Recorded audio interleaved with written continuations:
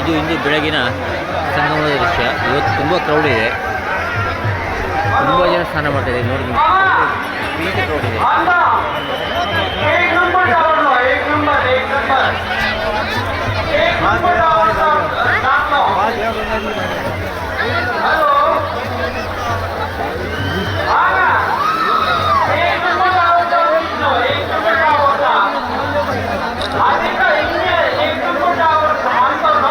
ತುಂಬ ಕ್ರೌಡ್ ಇದೆ ಇವತ್ತು.